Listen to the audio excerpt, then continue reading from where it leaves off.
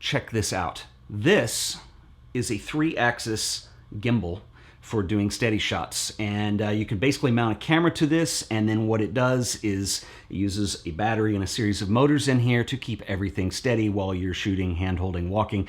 So the idea of using this is that when I do vlog footage or I'm shooting handheld, that everything stays nice and smooth.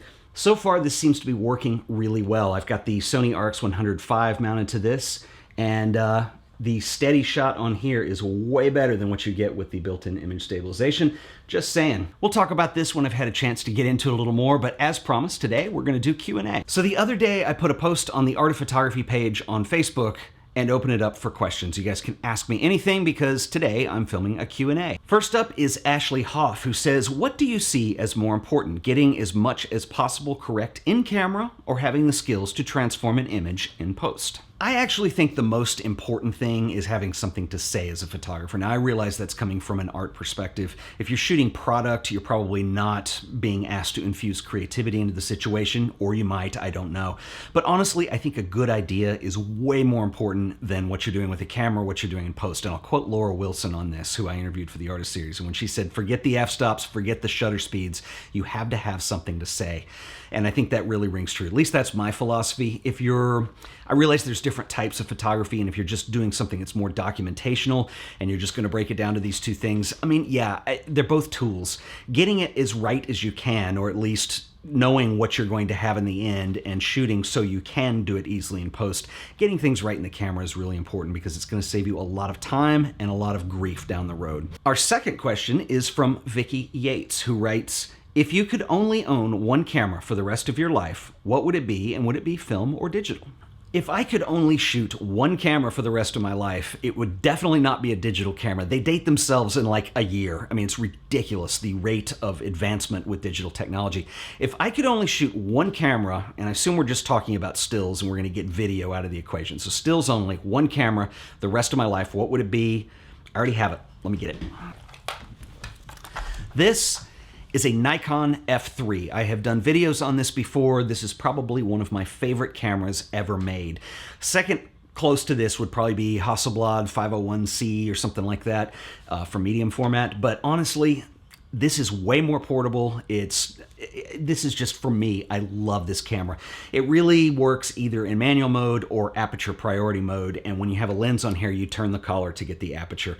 I love the Nikon F3. It is one of my favorite cameras ever made, and if I could only pick one to use the rest of my life, no question, Nikon F3. Is there a reason you don't review Fuji? Will you in the future? There is really no reason I've never reviewed Fuji. I just haven't used them. A lot of people speak very highly of Fuji, a lot of people who I respect their opinions, and I think Fuji are probably doing something incredible.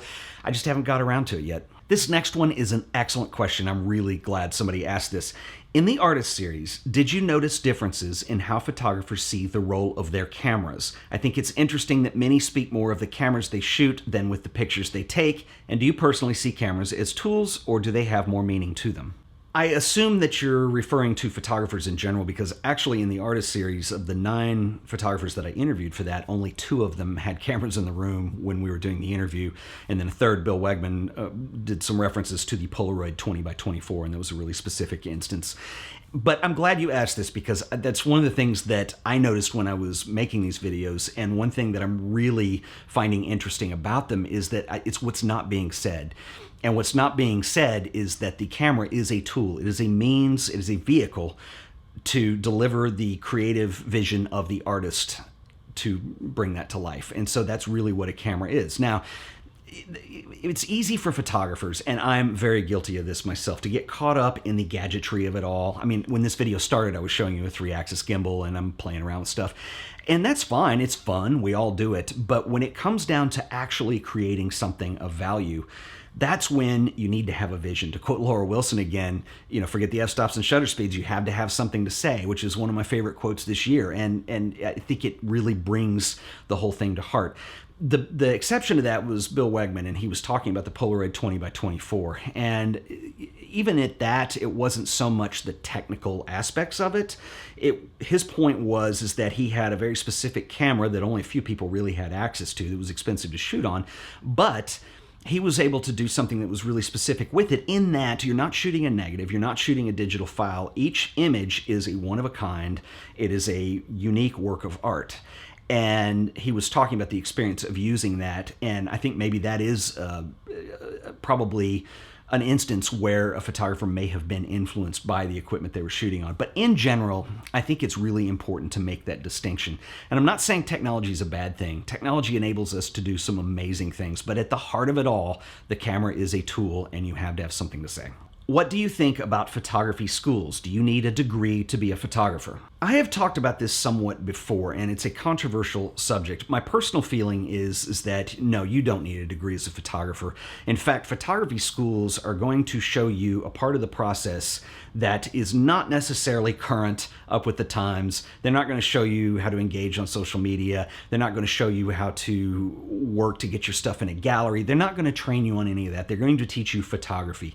You don't have to have that, certainly. I think that if you do want that, then you already know it and you've already made up your mind. And if you're wondering, then I would actually hesitate to say whether that's for you or not. That's something that everybody has to determine on a very personal level. You certainly don't need it, but at the same time, I wouldn't discourage somebody from wanting to learn more and getting a formalized education, but it has no impact on your career whatsoever. Never expect it to. These next two questions are kind of the same thing, so I'm putting them together, but Andrew writes, do you have any tips for when you run into a creative rut, especially since I'm so busy with work and family lately, it's hard to just get out and shoot photos and video? And Amanda writes, how do you overcome quote-unquote photographer's block or find inspiration when everything seems uninspiring? How do you get out of a creative rut? This is something that I'm fascinated with because the whole idea of creative thinking and what we're doing with photo assignments and what we're going to be doing moving forward with those, it's interesting to me because when I ran across a writer by the name of Edward de Bono, who has done an enormous amount of study about humans and creative thinking, and I will put the books in the show description below. I've recommended them before. There's 6 Thinking Hats, and then there is Lateral Thinking, which actually is the book that I like a lot. And Edward de Bono has made the point that as humans, we tend to get into patterns when it comes to the way we think and the way we problem solve. So, for instance, in the example that I've used before is if you're hungry, you know that there are several solutions. You got to go get food. So you can either go out to eat, you can go see what's in the fridge, or, you have a selection of choices before you that you know will lead to the result of you being full. Now, the problem is when it comes to creativity and creative thinking is that you can't do things the same way. You're expecting a new result. That's the whole idea of being creative, is to create something new, something that hasn't been done before, or something that has a personal spin on something. And so it's really hard to have strategic ways to just meet that end goal. And so what Edward de Bono says in a lot of his writings is in order to get better at this, what we have to do is find ways to shake up the systematic problem solving that our brains naturally want to do to get to an end result. So for photography, this could be, I'm going to go shoot landscapes. And if you kind of feel like you're in a creative rut and you're shooting the same thing all the time, it could be as simple as trying a new location. It could be as simple as trying a different time of the day. I mean, I'm overgeneralizing, and these are really simple examples, but it just depends on what you're doing. If you like to shoot people, shake that up somehow. If you feel like you're shooting the same portraits, let's say you have a lighting setup that you use, well then stop using lighting. Use natural lighting. Use what's available. Go shoot at a weird time of day. Try to experiment and get yourself out of doing something. The other thing, and essentially what I'm saying here too, is that just putting yourself to work will usually start to solve that. The problem is when you get in a creative rut, it usually means you don't want to pick up the camera and you don't want to go out. And I think it's a matter of finding ways to be inspired again in doing that and trying new things. But anyway, check out Edward de Bono. He is the man. How do you deal with hate comments on your photos? It's something everyone has to go through as a photographer to receive a negative/hate comment on some of their photographs. I wonder if there's a right way to reply back or handle the situation. The classic age-old internet question, how to deal with haters.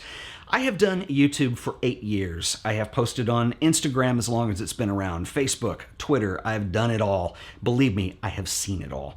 And unfortunately, this is part of the nature of the internet, of people sitting behind a computer screen under a fake username and goofy profile picture. And sometimes there is a small number of people that feel that it's kind of like people sitting in traffic and yelling at other cars. It's like they would never do that to someone's face. They'd say, excuse me, if somebody cut them off, but their car cut them off, and because of that separation, they would say things they normally wouldn't say in real life. And so that does exist. There are plenty of armchair generals on the internet. It is just part of the nature of it. Having said that, let's back up a second, and there are two ways that we perceive the world. There are facts and there are opinions. And it's amazing to me how many adults in the 21st century mix those two things up. But here's the difference. Right now, I am recording a video. At this point in time, I am recording a video. The camera's on. I am talking to you. You are seeing this as evident. It happened. It's a fact. You may like this video, and that is your opinion. You may also completely hate this video, and that is your opinion too. And it's okay to have a difference of opinion. Opinions aren't facts. They're just how people feel or interpreting a situation or an object or a photograph or whatever that is. And the fact that we have different opinions are what makes us interesting as people, believe it or not. And so I don't expect everybody to like everything that I've done. In fact, I know that there are people that are going to hate what I do, and that's okay. That is their right. Now, when they express themselves, it becomes a little different, and I understand this. Our attention is immediately drawn to things that are going to be critical in nature. And there is a difference between constructive criticism and then flat out hate. I mean, there definitely is. And constructive criticism can help you. When people say things like, you know, your video was really shaky and the audio was hard to hear, those are things that, okay, well, that's an experience I need to at least look into and see if there's something I can do about it, use a tripod, better microphone, whatever. That's fine. Somebody may look at your photograph and they may say something that sounds harsh, like, interesting photo, too bad you blew the highlights. Well, it's kind of a snarky way of putting it, depending on how you interpret reading that. And you may agree with it or not. You may think, you know what, I did that on purpose, so screw you, and you move on. Or you may think, hey, I'm going to kind of pay attention to that as we move along and see if I can improve my work over it. And that's one thing. Hate is a very different thing. Casey Neistat did a wonderful video on this, and he was a lot harsher than I'm being right now. Haters are losers. And I'm talking about people who are just being ugly for the sake of being ugly. People that you would throw out of your home if they said what they were saying to your face. This is just, I mean, it's unfortunate and it happens. And these are people that their creative existence, or I have the feeling that they're sitting online somewhere and they like the idea of photography, so that's why they're checking your stuff out to begin with. And they like the idea of creating things and putting them online and sharing them. But their whole existence of creativity is sitting behind a computer screen and clicking a like button, which is miserable, but they're miserable, and that's why they're doing it. That's the unfortunate part of it, because our attention is taken away from the 20 people up there on your 1,000-view photo or video that said really nice things that you could start to have relationships with and engage with and become friends with some of those people. We put all this aside to focus in on the one or two tools that come in there to be negative. That's the unfortunate part. But you know, the thing that helps me the most when I'm having trouble with stuff like that, and it's something that will give you much thicker skin in the end, is I stop and I try to think of all of the really important things that have happened to me over the last 8 years as a result of making stuff and sharing it online. The relationships that I have with people, some people that I met at a meetup, or we just know each other through comments and somehow we become friends in real life. I know some amazing people, and that's how we met. If I look at the experiences that I've had in the last year, when I did my Rewind 2016 video, and I was talking in the last video about how that was something I never thought I'd be able to do. And I think of all those really, really positive experiences. And then you realize that your attention is going over to just one person who just decided to be tacky. It's worth every bit of it. And when I think, what would have happened if, like, early on, I was so worried about comments and what other people thought that I didn't pursue the show, and I didn't do 500 plus videos for this channel, and I didn't put the thousands of images online that I've posted. If I hadn't done all those things, my life would be a lot different right now, and it's worth it. That's the bottom line. So you can't let the haters get you down. You absolutely have to get in there, and you have to make a go at it, and you've got to put your best forward and do your best work. This is hard, and it's something that everybody who creates things and shares them online have to deal with at some time or another. Don't get distracted, and definitely stay focused. These were some excellent questions. I'm going to do another show because there were a lot of questions that got into the area of how do you get into the gallery world and how does all that work and careers and things. So I want to do those separately. And I want to say one thing about Facebook really quick, and there's a little bit of an issue that has kind of presented itself. So Facebook 101 here, you have a profile, and that's when you go have your profile and you put all your stuff and friend your friends and stuff like that. And then you can create a page. I have a profile. The art of photography is a page that's on there. And so what happens is I post things on the art of photography, but people haven't liked it yet and they're not aware that it's there. And so I cross post over on my personal profile. And what ends up happening then is we have two separate threads for Q&A. We have two separate threads for sharing photos. And then I have to go check in multiple places and it becomes kind of cumbersome and weird. So I am going to not be posting stuff on my personal profile that has to do with the art of photography. So if you have friended me on Facebook and we're Facebook friends, you're gonna miss art of photography stuff if you don't go over to the art of photography page and actually like that. I will put the link in the description below up here. You should know where it is, facebook.com/theartofphotography. So just to give you a heads up, I'm not going to continue posting in both places. So if you want to participate in the discussions and all that stuff, that's what you need to do. And anyway, that's all I got for today. If you guys enjoyed this video, please remember to like it, share it, subscribe to The Art of Photography so you'll always be up to date on all the latest and greatest. I'll see you guys in the next video. Till then, later.